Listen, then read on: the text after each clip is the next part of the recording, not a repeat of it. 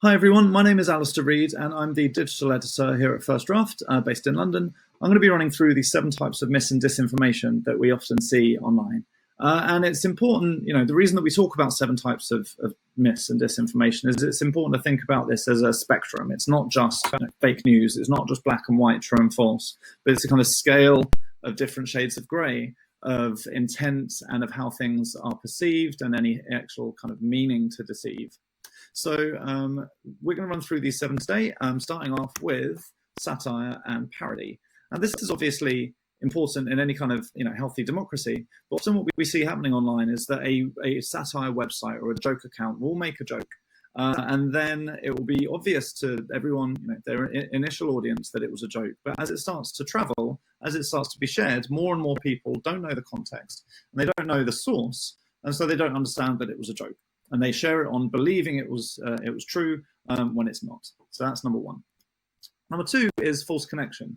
And this is stuff like clickbait and those kind of headlines which are not supported when you read through the article or whatever the content might be. And a great example came recently out of India.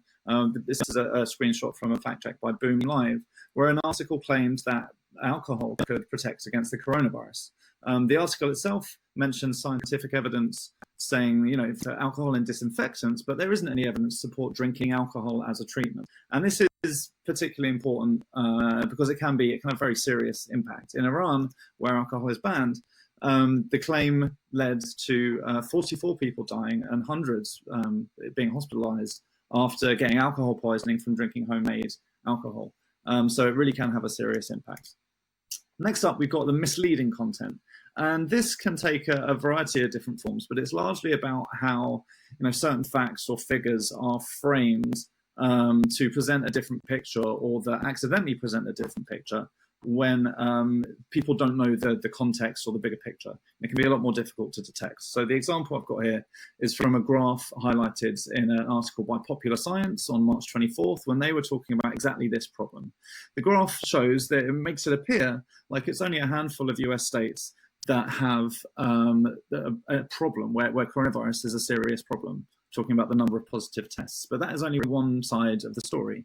If you look at the second graph that they put together, you can actually see that the states where they've got a high number of positive, confirmed cases, are the states where they're doing lots of tests. So it's only the tests that are showing up the number of cases. Now, this is an extra element that puts those first figures, in a whole new light.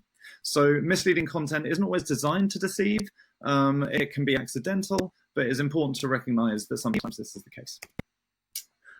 Next, we've got false context. And I'd say this is probably the most common form of misinformation or disinformation that we see, where pictures or videos or quotes or maps or graphs or whatever have been taken out of their old context. They may be years old and presented in a new situation. In this example here, there was a map that was used by a whole load of news organizations in the UK and Australia to claim that 60,000 Wuhan residents, where lots of people from Wuhan had traveled. But the map was actually from a 2011 study that showed all of the air traffic across the entire year from all the airports. It was not anything to do with coronavirus whatsoever. This was an old map accidentally used in a new context. And it's important to recognize that this happens a lot. Something to be careful of. Next, we've got imposter content.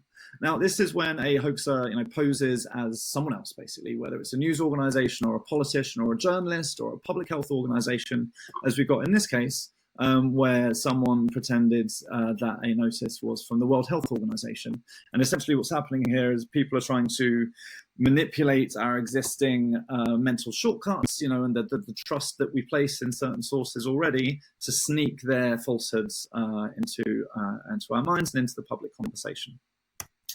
Manipulated content.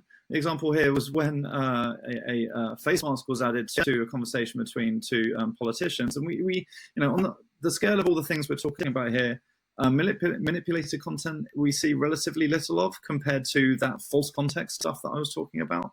But it is really important to recognize it as a problem, and that it's not just having things digitally manipulated or added to like this. We've seen a spate recently of videos of politicians being slowed down where it makes it seem like they're slurring or like they're drunk, and that is manipulated content as well. So it's important to be aware of. Finally, we've got fabricated content. And this is the kind of thing which there is no basis of truth, or there's no grounding in reality whatsoever. Something that is completely made up, way up at the far end of the spectrum, where there's not even a tiny bit of truth to it whatsoever, as we see here.